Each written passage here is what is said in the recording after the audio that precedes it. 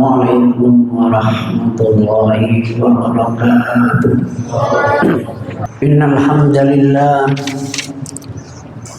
nahmaduhu wa nasta'inuhu wa nastaghfiruh wa na'udzu billahi min shururi anfusina wa min sayyiati a'malina. Man yahdihillahu fala mudilla lahu wa man yudlil fala hadiya lahu. Asyhadu an la ilaha illallah wa asyhadu anna Muhammadan abduhu wa rasuluhu la nabiyya ba'dah.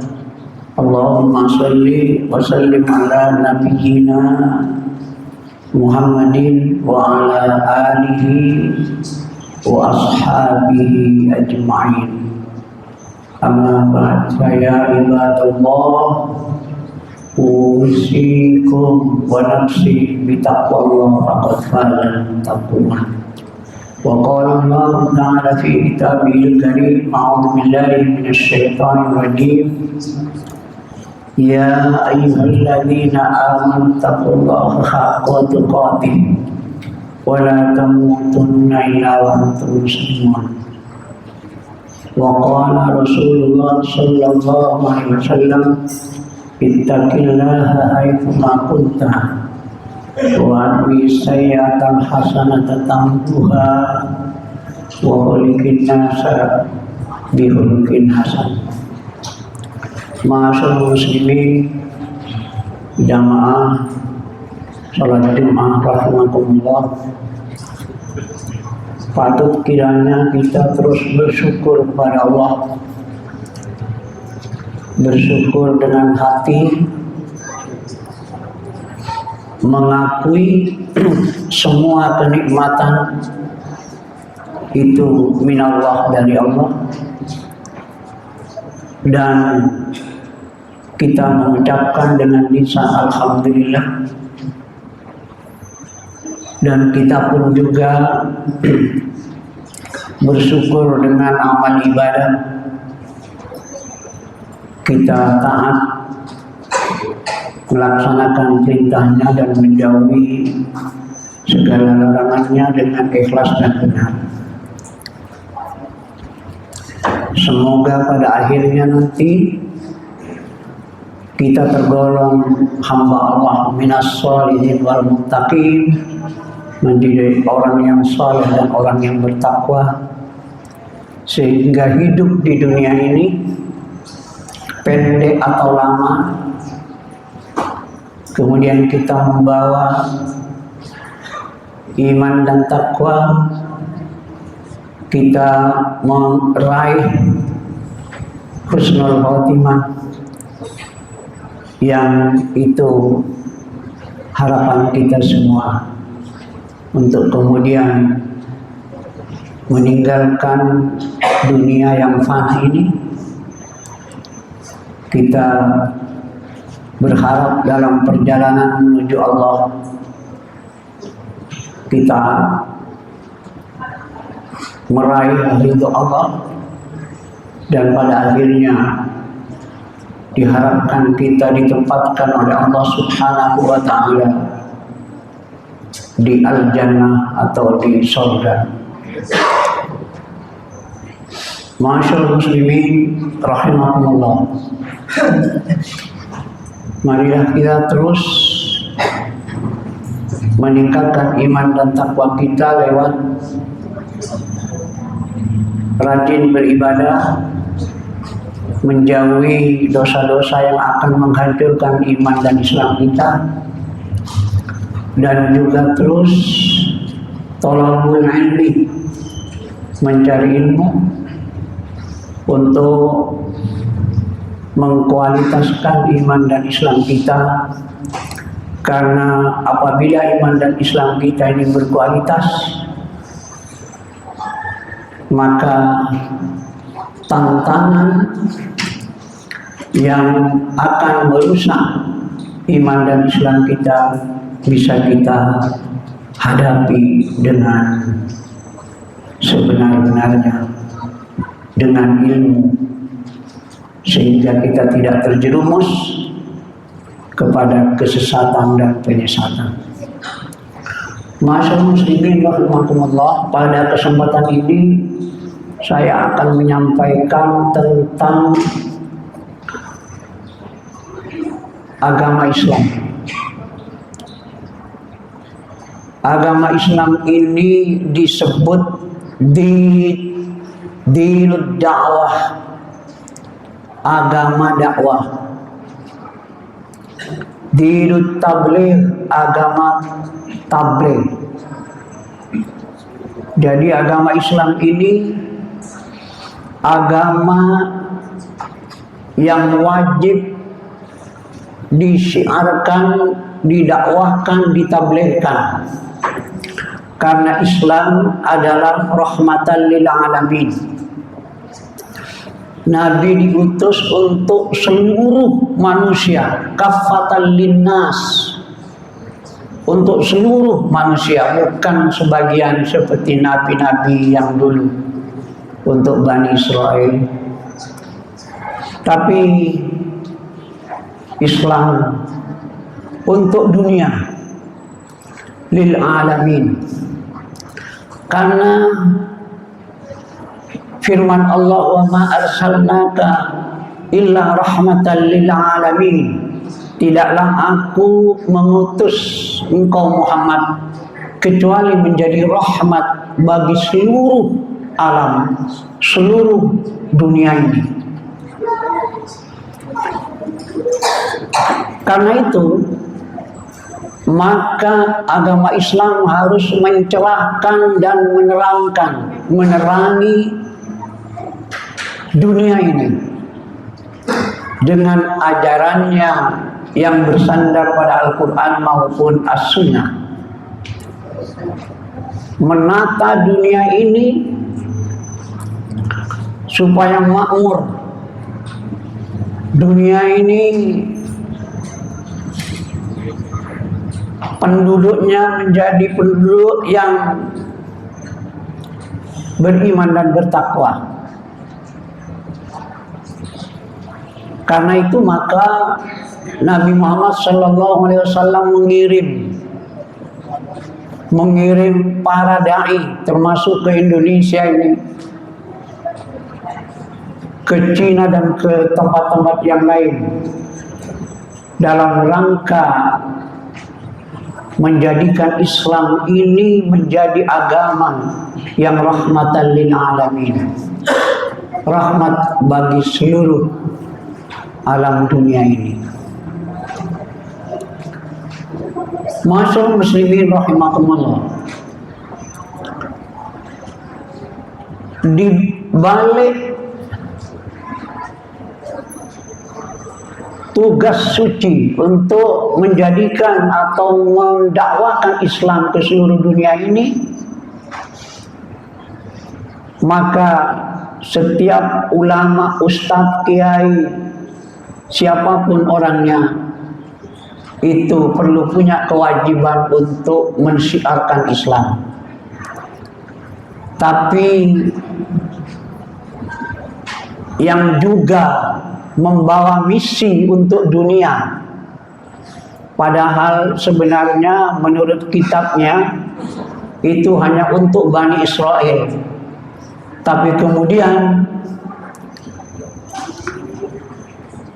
diperuntukkan untuk dunia, membuat ayat di mana di agama Kristen itu untuk mengkristenkan seluruh dunia. Ucapan Nabi Isa atau Yesus di dalam Kristen itu agar umatnya membawa misi mengkristenkan dunia ini, sehingga terjadilah benturan. Islam membawa misi rahmatan lil alamin untuk dunia, kemudian agama Kristen juga agama misi, ingin mengkristenkan seluruh dunia termasuk umat Islam. Disinilah tugas kita, fastabiqul khairat, berlomba-lomba dalam kebaikan, yaitu mensiarkan Islam ini. Jangan sampai Islam ini kembali asing. Bada'al Islam ghariban. Hadis riwayat Muslim, pada mulanya Islam itu asing. Dan nanti akan kembali asing sebagaimana pada awalnya. Badal Islam ghariban fasayaudu ghariban kama bada'a, sebagaimana pada awalnya. Fatuba lil ghuraba, maka berbahagialah orang yang asing. Siapakah orang asing itu? Orang asing itu adalah yuhyuna ma amatan nas, orang yang menghidup-hidupkan apa yang dimatikan oleh manusia min sunnati, dari sunnahku. Jadi orang yang mencoba untuk menghalangi dakwah Islam ini perlu disadarkan. Kita harus mencerahkan agama Islam untuk dunia, bukan untuk dihalang-halangi. Apalagi yang menghalangi secara sesama umat Islam. Ini tidak boleh. Masyaallah muslimin rahimakumullah, di dalam Al-Quran surah An-Nahl surah ke-16 125, ud'u ila sabili rabbika bil hikmati wal mau'izatil hasanah. Ud'u, berdakwahlah, ajaklah,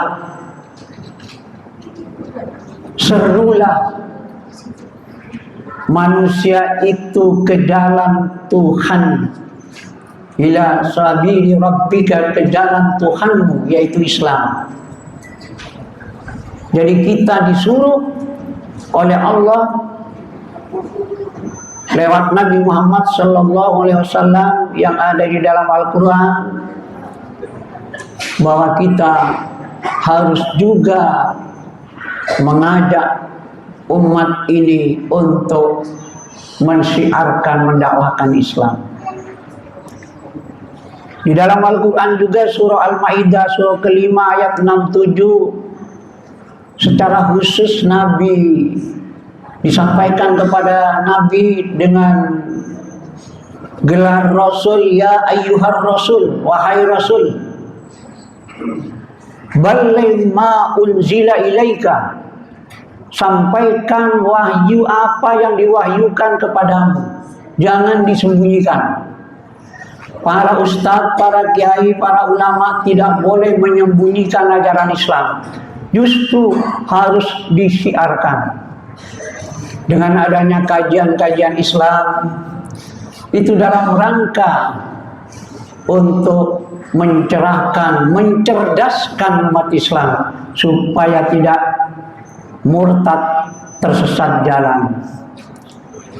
Masyaallah muslimin rahimakumullah, dakwah Islam itu di Indonesia alhamdulillah berkembang dengan baik.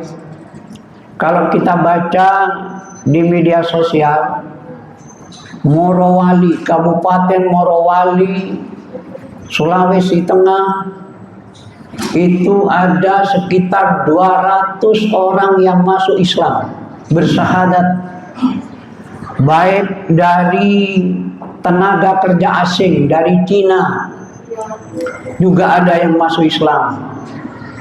Di samping juga dari suku, kepala sukunya masuk Islam, maka anggotanya, anggota suku itu, penduduk suku itu juga banyak yang masuk Islam. Termasuk juga di NTT, walaupun masih sedikit, Islam berkembang di Bali. Ini perlu disyukuri, karena banyaknya para dai, para mubaligh yang bersemboyan, aku akan terus berdakwah untuk Islam ini, untuk kemajuan Islam ini. sampai titik darah penghabisan, sampai ajal datang.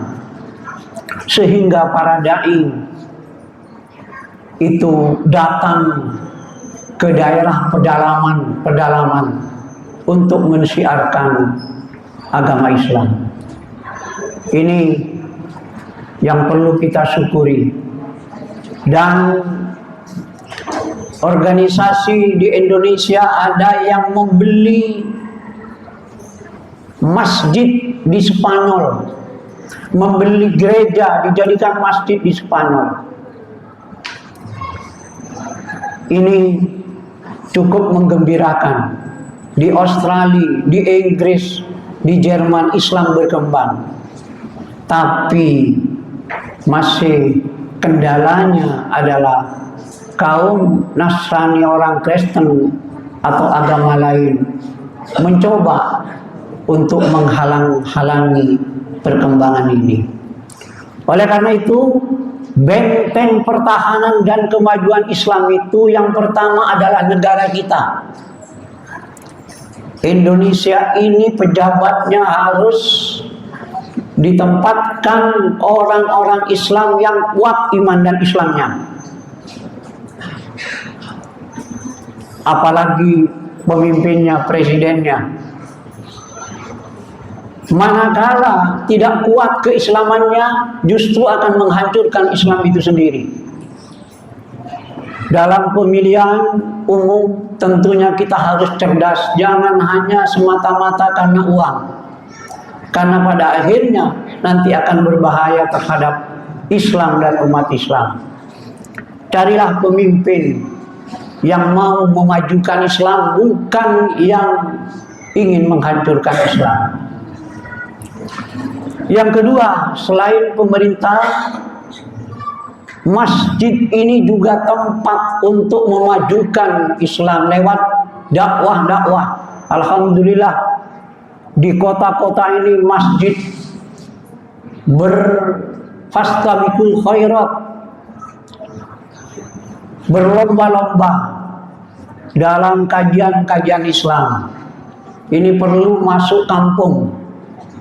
Juga termasuk selain masjid, pondok pesantren, sekolah-sekolah Islami ini alhamdulillah di Indonesia berkembang. Dan ini cukup menggembirakan. Kalau dulu umat Islam banyak yang terperosok ke sekolah-sekolah agama lain. Contohnya SD Katolik, SMP Katolik, SMA Katolik, Kristen, Universitas Kristen. Dengan adanya Universitas NU, Universitas Muhammadiyah, maupun juga yang memperjuangkan Islam, universitas itu alhamdulillah bisa mengalihkan dari universitas yang akan memurtadkan umat Islam menjadi menguatkan. Sekali lagi, kemajuan Islam itu terletak dari negara kita. Masjid kita makmur atau enggak, apalagi musola, ada kajian atau tidak, ini yang penting. Apalagi kajian-kajian di tingkat RT dan RW, perlu ada kajian itu, menyemarakkan dakwah Islam supaya Islam tidak asing. Maksudnya orang tidak kenal ajaran Islam. Kalau sudah asing seperti dulu, tidak ada yang berbusana muslimah, laki-laki dan perempuan campur baur. Sudah tidak ada lagi etika pergaulan. Nah, ini yang perlu kita pikirkan bersama. Semoga ada guna dan manfaatnya. Barakallahu li wa lakum fil Qur'anil azim wa nafa'ani wa iyyakum bima fihi minal ayati wa dzikril hakim wa taqabbal minni wa minkum tilawatahu innahu huwas samiul alim.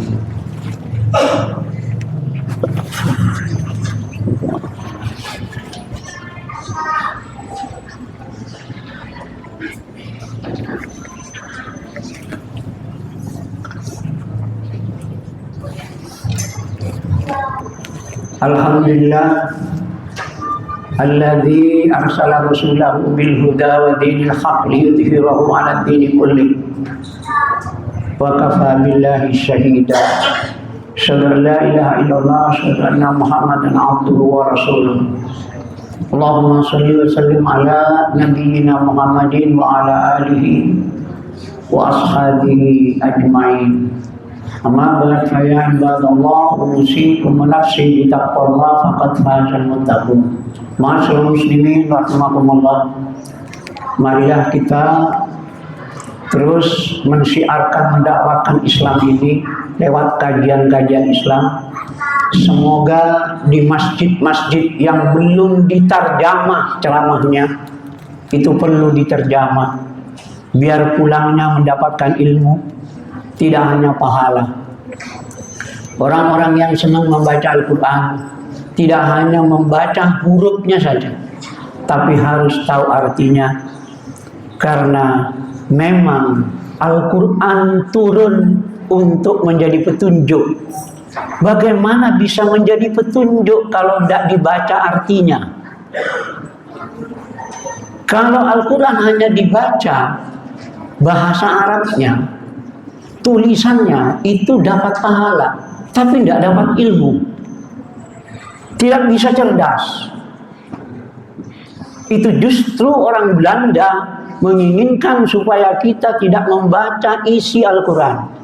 Sebab kalau umat Islam itu cerdas, maka sulit dijajah.